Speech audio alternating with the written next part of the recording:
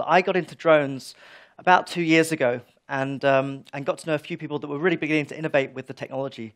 And since the start of the project we ran there, which was for Nesta, we were interested in the creative potential of drones. So thinking about what this technology could do, not what it is doing out in the world, bringing destruction and controlling people's lives. So we were very curious about how we could think about drones differently. And the talk I want to give you today gives you an insight into our journey, but also my personal journey from not knowing how they work at all to being reasonably capable as a pilot, but also understanding just the direction of travel for the technology as well. So this talk, Drones for Good, gives you a sense of where we are at the moment, where people are beginning to reimagine what they can do and how we think about them. It started with this project back in 2014 called Project Daedalus, which was a collaborative project between technologists, artists, and researchers. And over the course of it, we started with one simple question. How could drones be used in artistic settings? How could they give people a different perspective on the world to help them see the potential of drones for good purposes, but also to bring together a unique and different innovation community? And so we embarked on a 2-year period where we looked at possible applications. We talked to different people who were working on them. And across all of it, there were a whole range of controversies, disagreements about whether and how we should use technology. So very early on to the project, we saw and worked with artists who were very concerned about the political implications of drones and how they were being used in destructive ways. And this particular work by an artist called James Bridle sets that scene, and it set the scene for us. It reminded us that drones, in this particular piece called In the Shadow of the Drone, are all around us, that they occupy our lives in ways that we don't notice. And so they are inherently objects of surveillance, objects of destruction. And that perspective shaped a lot of the artistic responses to the work. Fast forward a little bit further, and we begin to see things like this. Amazon, which has been one of the big companies in the world that's been pushing commercial drone use. And around about 2014, they first touted the idea that we might sometime soon see the possibility of delivering objects, things to us via drone. Since then, we've had this wave of conversations about how our world might look different, accompanied by drones, the possibility of personal drones that accompany us throughout our lives, but also the possibility of a new highway that's maybe 200 feet above the ground, that is used to not just transport goods and services, things we might want for our day-to-day, but also medical substances, organs, parts of our body that need to get somewhere very quickly, but which are hampered by the current network that we have. So Amazon was a key player in pushing this argument. At the moment, we're at this point where this seems like a real possibility, and experiments have already taken place to see how drones could be used to deliver things that are in urgent demand. Back in 2015, Amazon was awarded the first patent for a drone delivery system. This gives you a sense of what it looks like as an application. But the drone delivery system is more or less this. It's this diagram which shows you an octocopter, a drone with 8 rotating blades, which would allow them to bring parcels to you. And everyone says, well, what would you use that for? You might be, an example they use is you might be out camping and you've forgotten your stove and you can click your Amazon button and get it out to you and you can have your barbecue. This might be a trivial use, but it's an example of how it would work. So the possibility of getting things immediately and quickly is beginning to happen. We see this starting to take shape around the world today. At the same time, there's, I think, questions around how the technology is evolving. And I'm very conscious that over 18 months of looking at this technology and a broader culture of technological development, we live in a time where we are asked to buy into ideas and products that aren't even here yet. And drones have been very much like this. So if you look at some of the Kickstarter campaigns for drone products, they're remarkable. Most of them haven't been realized yet, but you sign up, you pay your money, and off you go. So drones occupy a place in our imagination that invites us to consider a possibility and to contribute to its funding to make it happen. So speculation has been a big part of how this technology has evolved over the last 2 years. And some of these examples in this clip give you a sense of what's happened over that period. So the possibility now of having a drone that can follow you.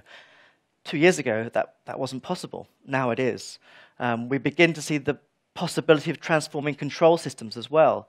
So in the past, and even today still, you have these 2-stick controls that allow you to pilot the drone, but the direction of travel for the technology is actually automation.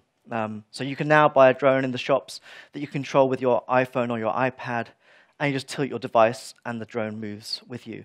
You also have the possibility of gesture control, so just moving your arms and waving them around to control the drone. So these entities, these artifacts, these objects of technology aren't just interesting from the perspective of freedom, of services, but they're also interesting from the perspective of our entire technological ecosystem. And so when you think about where drones might go, what is the direction for this technology? We see an alignment of mobile technology and drone technology. One of the first examples of this is Nixie, the wearable drone. And it allows you to simply put the drone on your wrist, rather like a wristwatch, and it will fly off and film whatever it is you're doing. And this alignment is one of the key things to bear in mind in terms of how the technology is developing.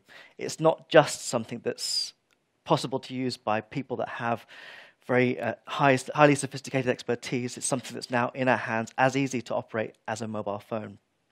So when we think about where the technology is going, there's a real challenge for the industry in terms of just how people are acting responsibly. You might have seen recently the news about a drone flying over an airport. There's been a few of those over the last couple of years, and other examples like it. The latest one may have turned out to be a plastic bag, but that's neither here nor there. The point is that people are flying these things with very little technical expertise and even little training at all. And these things can fly away. They do go off on their own without your control, and most people don't know how to recover them. So there's another problem with this, and it feeds into the broader conversations about automation. In a world where the technology has the control and we're not required very much, where does that leave us? But also, where does it leave the technology? Arguably, we find ourselves in a situation where technology, as Kevin Kelly wrote many years ago, is literally out of control. And we begin to see that in the world today, to the point where if you go down to London and enter any of the royal parks, you'll see signs that say no drone flying. So the world is beginning to react to this and think, well, we're not sure we're comfortable with this scenario, this future where we have these flying objects around us. To the point now where there's a project in the US called No-Fly Zone, and you can register the airspace around your house as a no-fly zone, and drone manufacturers will prohibit their drones from flying into these areas. So conceivably, 10 years from now, or maybe even closer, you could walk into your estate agent and look at possible houses, and one of the things you want to check is whether your house is in a no-fly zone to prevent people from going around. And I think one of the reasons for that is that people are concerned about things like privacy. But the technology is connecting with other industries too. So this particular product called Ride-On Goggles gives you a sense of how augmented reality is being built into technology that can overlap with drones as well. There's already an AR game for a drone made by Parrot that allows you to play a video game. You see the perspective of the drone, and you can fly it, but in your device you can see some other world, and allows you to use your drone as an object within a computer game. So drones, again, are not just objects of services and of transportation, but also platforms for innovation and creativity in all sorts of really interesting ways. And especially within extreme sports, within the outdoors, particularly in places where there aren't many people, because in fact the laws prohibit you from flying them in places where there are lots of people, where there's a potential to do harm or damage. The outdoor world is one of the most exciting places. I work in a school of environment and life scientists, and everyone's really excited about drones because you can map out the world in ways we haven't done before, see the world in ways we haven't before. Back in 2015, we had the world's first drone film festival in New York. Since then, they've popped up all over the world. In January this year, we had the world's first Grand Prix drone racing event in Dubai. And so all kinds of cultural practices are emerging around this, but also creative skills too. And one of the things to kind of come to terms with is just how much is possible still. I think that although we've seen drone development now for actually about 100 years, the last 5 years have been remarkable in putting the technology into the hands of the everyday people, allowing them to tinker with it, modify it, and find ways of doing new kinds of stuff. And it's not always been that easy. So artists have begun to do sort of initial experimentations to see what the technology can do. And even in 2 years, the precision of that technology has grown considerably, from being mapped out to maybe 3 meters of accuracy to about 3 centimeters of accuracy. This particular early example of an artist trying to see if they could make a drone be a graffiti artist, and not doing too well, it has to be said, but at the time it was still quite remarkable. This is a possibility. And things like this, I think, encourage us to think about the problem of remoteness. So if you think about what a graffiti artist is and does, and the sorts of values of that practice, part of it is about being out there in places you shouldn't be, and affecting them in ways that express something. The drone graffiti artist doesn't need to go to those locations and can fly their drone up to a high skyscraper and deface a poster or something in ways that they couldn't otherwise do. But that possibility of being remotely connected may not be a good thing. There may be some kind of loss that comes with that. And I think this is another sort of preoccupation that we have about drones, is the disconnection between the person and the flying object, the person that's supposed to be flying it, and the increasing autonomy of the device itself. And as I mentioned, over the last 2 years, a lot has happened. The Civil Aviation Authority in the UK has warned us that one of the big concerns they have is about what they call higher authority autonomy. So at the moment, you can buy a drone and fly it manually. You can pre-program a flight path, and it will go off and fly that path. The next stage is where the drone itself decides what it wants to do and goes off and does it without our interventions. This is higher authority autonomy. And whilst this brings some really exciting possibilities, so one of the examples might be that if you want to map out the Antarctic, at the moment they have a fleet of drones that allow them to do this, but conceivably you could have the drones left out in the Antarctic on a charging base, they fly off, map out something, learn where to go next, and do it entirely without human intervention. But this is also what concerns people, the possibility that they will work without us. We've seen examples over this 2 years also of things like drones being used to monitor students taking exams in China. They have these big exams where 2,000 students could be setting it in one space, and the drones being used to check whether any cheating is going on or not, which I'm not sure many universities in the UK would advocate. But it's an example of how the technology is able to detect a whole range of activities through movement, through heat, through all sorts of sensors. And those platforms are a playground for those that want to explore those possibilities. Whilst a lot of the conversation over the last 2 years has been about the camera-enabled dimension of it, the possibility of being able to see from a different perspective, the capacity to integrate all kinds of things into these devices and make them capable of flying at not just sort of 200 feet, the point at which it becomes a concern for the Civil Aviation Authority, but actually flying remarkably high. If you look again at the acquisitions of companies over the last couple of years, Facebook and Google have both acquired drone technology companies. We see a lot of investment into this world, in part because of the capacity it has to map out the world around us and help us not just make sense of it, but also to deliver services that no other platform can do.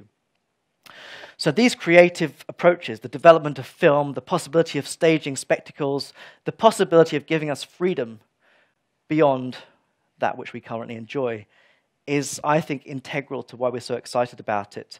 It is a thrill to fly something at this height and see that perspective and feel that we are occupying the world in ways we haven't before, to get perspectives on the world we haven't seen. And that's become the explanation for why the biggest drone developer in the world now, commercial drone developer, is valued at $10 billion. And drone companies keep popping up and showing us new ways of thinking about what role they may have. So drones being used in theatre, in dance, being used as objects to which we have to respond is one aspect of that narrative around it. So when we think about the possibility of using drones for good, for creative, for services, there's so much more we can still do. And at the moment, one of the things we've been doing over the last year or so is taking drones out to schools and giving kids a chance to learn how to fly them and understand what the technology can do. At the moment now, you can pre-program your own drones yourselves. So there's a whole sort of open source philosophy around drone technology as well. It may be one of the few technologies that we can still sort of tinker with. With phones, we're kind of locked into the applications and the ecosystem, but drones are modular systems that allow us to modify them and to experiment on these platforms too. So when thinking about the possibilities, I think that there is this duality of science fiction and fact that comes out of it. So we're kind of enamored by the possibility of going places we haven't been before. But there's also this question about what sort of lives we want to lead, whether they do take us in a direction that we, on reflection, might wish to reconsider. we see this same sort of dialogue around autonomous vehicles. Some people are quite wedded to their vehicles, like driving, and worry about a loss in their life by having driverless vehicles.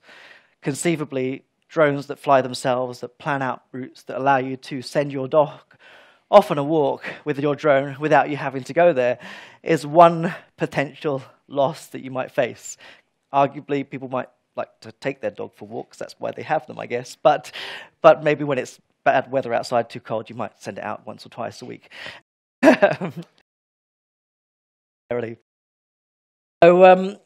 So just to... I remember this conversation when we thought about how we named the project, and we were concerned at the time that there was so much optimism about drones and what might be possible.